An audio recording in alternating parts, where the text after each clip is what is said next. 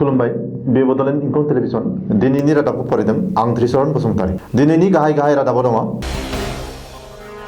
कर'ना भाइरासनि थाखाय गुबुन हादराव थाबथाना थानांनाय असमियाफोरनो रायजो सोरखारा 1.50 लाख रां अनसुंथाइ फोसावबाय।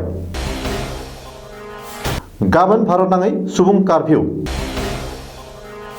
आसामनि कर'ना भाइरास हेल्पलाइन नम्बरा इरर। साहा गुवाहाटी हानजायारि जिनाहारि जाथायनि सा-3 दायनिगिरिखौ एरेस्ट। देग्लायनि बैसागु फांसनफोराव जायखिजाया हारिमु दिन्थिफुंनाय थानाय नङा। आसामाव कर'ना भाइरासनि थाखाय गारि मटराव गसंजासे दावबायारि गाखोनो मोना। माजुलियाव नाव जाहाज बन्द। कर'ना भाइरास सन्देरनाया भारतआव सा-275 सिम बांबाय। लामा जाब्रबथायाव कटन मुलुगसोलोंसालिनि बिबुंगिरिनि जिउ खहा।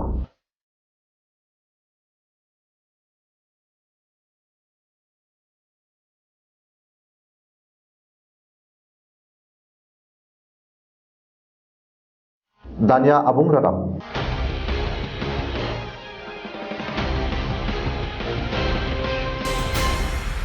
मुलुगनाङैनो गिख्रंथाव महर लाना साग्लोबनाय कर'ना भाइरासनि थाखाय गुबुन हादराव थाबथाना थानांनाय साफ्रोमबो असमिया सुबुंनि थाखाय रायजो सोरखारा अनसुंथाइ फोसावदों।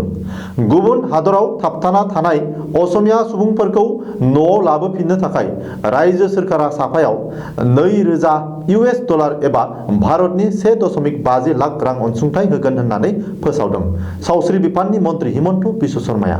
मन्त्रिया फोरमायथिनाय बादिब्ला गुबुन हादराव थाबथाना थानाय आसामनि सुबुंफोरनो बिसोरनि एकाउन्टआव सोरखारनि अनसुंथाइखौ ट्रेन्सफार खालामनानै हरगोन, जाहाथे बे दानसेनि गेजेरावनो गासैबो गावबा गावनि न'आव फैफिननो हायो।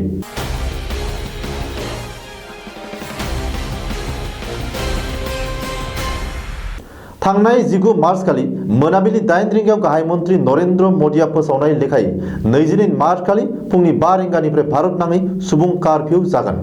कारफिउनि खान्थि बादि हाथाइ बाजार नोगोर जेरावबो सुबुं थुबुर जानो मोननाय नङा। लोगोसे रबिबारखालि हादरनि गं 3700 रेलगारि आरो गं 1000 इन्डिग' उराङा खारनाय नङा होननानै सुलुङाव फोसावदों।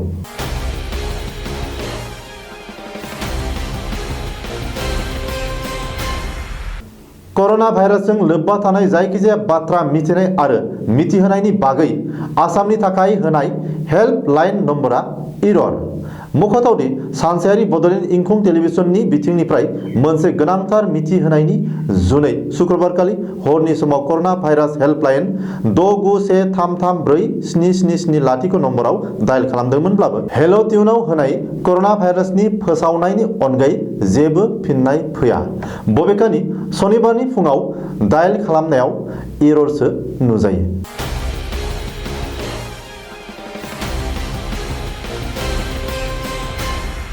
निर्भया केसनि 4 लांसुनियाफोरखौ फासि होनाय सानखालिनो साहा गुवाहाटीआव 14 बोसोर बैसोनि सासे हिनजावसाखौ हानजायारि जिनाहारि खालामना गालांनाय 3 लांसुनियाफोरखौ पुलिसआ दिनै हमबाय।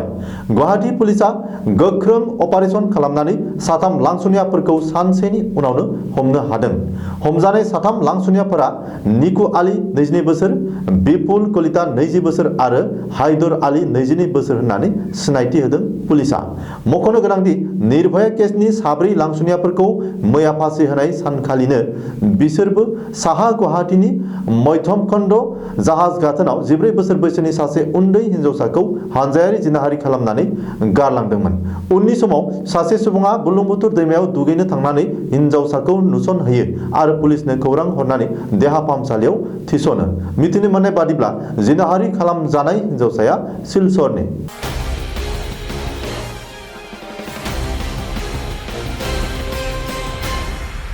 गुवाहाटी नोगोरमायाव देग्लायनि बैसागु फांसनफोराव जायखिजाया हारिमु दिन्थिफुंनायफोर थानाय नङा।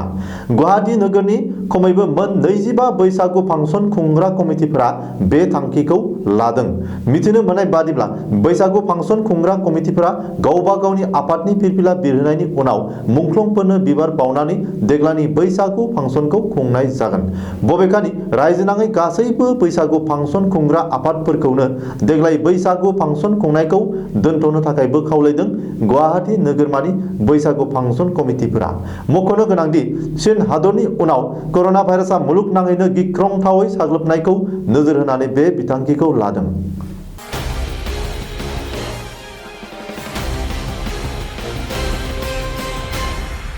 कर'ना भाइरास गोसारनाय गोहोमनि थाखाय आसामाव सुबुं थुबुर जानायखौ होबथानायजों लोगोसे गारि मटरफोराव गसंनांलायनाय जासे गाखोनो मोना। आसामनि मन्त्रि हिमन्त बिश्व शर्माया शुक्रबारखालि फोसावनानै होयोदि गारि मटरफोराव बांद्राय पेसेन्जार दैखांनाया बन्द जानांगौ आरो गसंलायजासे दैखांनो मोना। मख'थावदि कर'ना भाइरास गोसारनायखौ होबथानांगौनि जुनै माजुलियाव दैजों खारग्रा हान्थामेला थामहिनबा जाहाज नाव खारनायफोरखौ बन्द खालामबाय। ओजोंहा कर'ना भाइरासनि थाखाय मेघालय सरकारा रायजोखौ शुक्रबारखालि 24 घन्टा बन्द दोनो।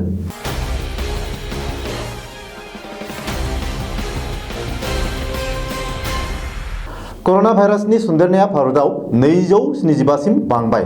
बिसोरनि गेजेराव सा 38 बेरामिया गुबुन हादोरारि आरो सा 237 हादोरारि। दासिमाव महाराष्ट्रआव बयनिख्रुइ बांसिन सा 49 आरो केरालायाव सा 38 सुबुंनाव कर'ना भाइरास सन्देरबाय। बबेखानि कर'ना भाइरासआ भारतनि गुबुन गुबुन गं 22 रायजोआव दासिम गोसारबाय आरो साननैसो उनावनो भारतनि गासै जायगायावनो गोसारनायनि लामायावसै।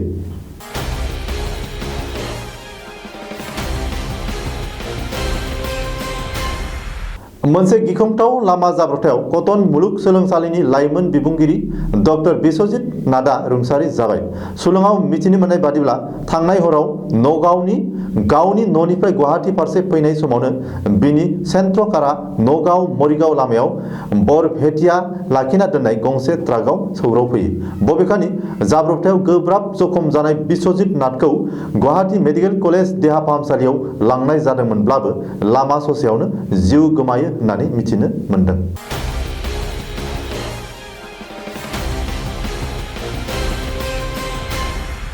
दिनैनि रादाबा एसेनोसै। गोजोन्थों।